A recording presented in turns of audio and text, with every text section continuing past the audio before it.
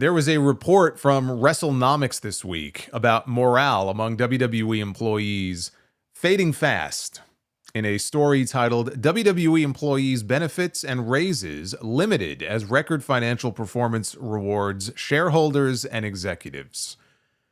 As WWE continues to post record financial results following its merger into TKO, employees say that they are seeing cutbacks in benefits and fewer promotions than expected. Multiple current WWE employees, speaking under the condition of anonymity, described to Wrestlenomics a decline in morale tied to reduced benefits, limited pay increases, and heavier workloads as the company integrates with UFC. Employees also pointed to a growing disconnect between corporate messaging and their daily experiences. While WWE management has emphasized the value of its workforce at town hall meetings, multiple staff said that they feel increasingly undervalued. A key reason for the merger was to improve profitability by consolidating services under Endeavor, which holds the majority of TKO's ownership. As expected, this resulted in significant layoffs soon after the merger was finalized in September of 2023. At the same time, WWE is experiencing its hottest period in consumer business perhaps since the vaunted Attitude Era of the late 90s and early 2000s. Despite that, the company's stock purchase program ended when the merger closed. The program had allowed employees to buy WWE shares at a 15% discount.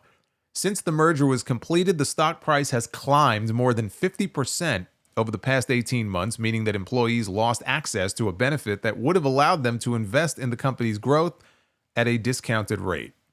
The removal of the WWE Superstar program, a peer recognition initiative that allowed employees to reward each other with points redeemable for cash bonuses, gift cards, or experiences, has also been a source of frustration. Additionally, WWE eliminated complimentary live event tickets for employees, a long-standing perk. Now, that I can understand because with business being as hot as it is, TKO is all about making as much money as it possibly can. All right, you see what tickets are going for these days. If they feel like they can sell those tickets instead of giving them away, then of course, that's what they're going to do. WWE did not respond to a request for comment for this report. Attendance for televised events is at its highest in years, and the company has greatly reduced the number of domestic house shows. Still, some employees see the move as emblematic of a broader trend. WWE's corporate website, where potential job applicants could consider the company's total rewards benefits, still lists the recognition program, the stock purchase plan, and complimentary tickets among the rewards that employees may be eligible for. And then there was an update to the story shortly thereafter saying, since this article was published, the total rewards page has been updated to remove the benefits that are no longer offered.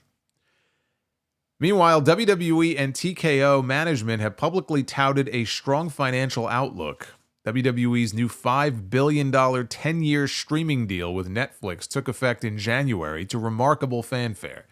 The company announced that as part of its partnership with Saudi Arabia's General Entertainment Authority, it will bring the Royal Rumble to the country next year. The Saudi government already pays WWE around $100 million annually for two premium live events, which are traditionally less prestigious than the Royal Rumble. Further, many recent PLEs have set new ticket sales records. WWE registered a $4.8 million gate for the premiere of Raw on Netflix just outside of Los Angeles in January, the biggest arena gate in company history. Weeks later, WWE had its biggest non-WrestleMania gate ever, somewhere over $17 million for the Royal Rumble in Indianapolis. Last month, WWE announced a deal with MLS to allow the soccer league to produce its studio shows at WWE headquarters. Employees told Wrestlenomics, however, that WWE's financial success has not translated into meaningful pay increases. Multiple staff members said they received a 3% cost of living raise this year, which they argue hardly keeps pace with the rising living costs in Connecticut and New York, which is the region around WWE's headquarters. I can vouch for that, okay? The cost of living in New York has always been terrible, but it's not getting any better. Employees with strong performance reviews were told that despite those positive ratings, they would not get more than a cost of living adjustment due to budget constraints set by upper management. Some had expected significant raises or promotions based on past company practices, but were informed that the business was not in a position to offer increases because of the merger. Employee morale at WWE has been declining for some time now, according to employees. Following recent performance reviews, employees already frustrated by the loss of the stock purchase program and comp tickets were further discouraged by the lack of meaningful raises to reward those who have performed well. Concerns raised with lower and mid-level managers, we are told, were met with explanations citing executive-level decisions. Many who were frustrated by these unwelcome changes since the merger have respect for the company, but nonetheless told us they feel obligated to speak up because they want to be compensated fairly for the work that they have performed. While pay increases for most employees have been modest, top executives receive substantial bonuses, multiples of their base salaries, tied to the closing of the merger, according to SEC filings. And they mention here that Ari Emanuel, who's the CEO of TKO, got $20 million in cash related to the merger, and he got a stock award of 388,000 shares, which is now worth around $60 million. Mark Shapiro is the COO. He was awarded $5 million, and he has stock grants valued at about $50 million. Nick Khan, president of WWE, got a $15 million cash bonus. Paul Levesque got a $5 million bonus. And TKO's top executives are compensated not only with a base salary, but with millions more in bonuses that are determined by the board. This practice is not at all unusual for a public company like TKO, but further highlights how executives are being incentivized in ways that most employees are not. And it's not just executives benefiting ahead of much of the employee base. Investors have been rewarded.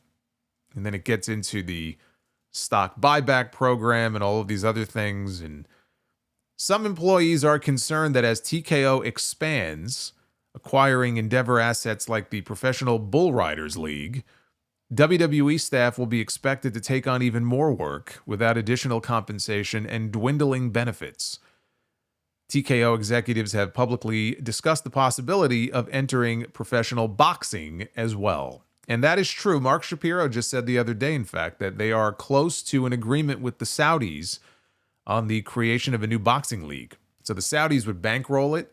TKO would just produce and promote the events and be responsible basically for the day-to-day operations of the league. So if it fails, it doesn't cost them anything because they're not the ones putting money in. But if they're handling the day-to-day operations, who do you think is going to be handling the day-to-day operations? You think they're just going to hire new people? It's going to be the people they already have, right? They'll just add more work to their plate, that's all. Like the wrestlers and MMA fighters who work under TKO, the story ends here. WWE employees are not represented by a union or an association. One WWE employee noted to us that morale has suffered to the point that some staff are less willing to go above and beyond in ways that they once did. First of all, this is nothing new in the world of corporate America. Okay, you hear stories like this with other companies, big billion-dollar companies, right? In a capitalist society, it's profits over people. It's just the way it is. When you're a publicly traded company, they only care about shareholders, and they have what is called a fiduciary responsibility to those shareholders. They have to act in the best financial interest of the company, and basically make as much money as possible. Lose as little and make as much as possible. So that, in and of itself, is not surprising, right? That's not news. But it still sucks if you're one of those people who works, at their headquarters, let's say, and your workload keeps getting bigger and bigger, and your pay is not keeping pace with that. And if they enjoyed certain benefits under the company when it was still independent, right? Well, now there's new ownership. And Endeavor is well known for this. Like, look up UFC fighter pay since Endeavor acquired UFC. Like, it's a thing. It's a big thing that's been talked about for years. But I also remember like Ari Emanuel and Mark Shapiro and the whole lot of them throwing buzzwords around before the merger like synergy and redundancy, right? They wanted to eliminate redundancy with WWE and UFC employees who may have had overlapping job responsibilities. That's why they laid off so many people. And you'll notice, by the way, most of those layoffs, they came on the WWE side, not the UFC side. So they basically gutted the WWE side. So yeah, I mean, they're making more money now than ever before, but they want to keep as much of that money as they can. They don't want to pass it on to anybody else. So I can imagine every time one of these people who works in the tower, they hear that, WWE's going on about the latest gate record that they just set, right? Because ticket prices are astronomical, or going on about how much money they made off their media rights deal or this deal or that deal, and they don't see that reflected in their salary or in their benefits, then yeah, it's going to be deflating. And if they're not happy there, then they always have the option of leaving and going to work somewhere else where they feel appreciated. I mean, that's really the only option here, because they don't have a union. They don't have anyone standing up for them. They don't have any singular voice representing them. They feel like they're being taken advantage of. If that's how they feel, if they feel like they're being taken advantage of, nobody is going to stand up for them. And so if you don't like it, the option, of course, is to just leave. Endeavor is not suddenly going to change the way that it does business. So if they're that unhappy, unfortunately, the only option is to leave. No one should feel like they're forced to stay in a place where they're not happy or where they don't feel appreciated. Like, I promise you, for all of the rah-rah speeches and town halls that they host there with all the employees standing around like fans as Triple H gets an entrance and he walks out and spits his fucking water. And he talks about how it's all of you who keep this machine running. At the end of the day, it is still a giant company, and that giant company doesn't give a shit about you. They care about money. They want to make lots and lots and lots of money.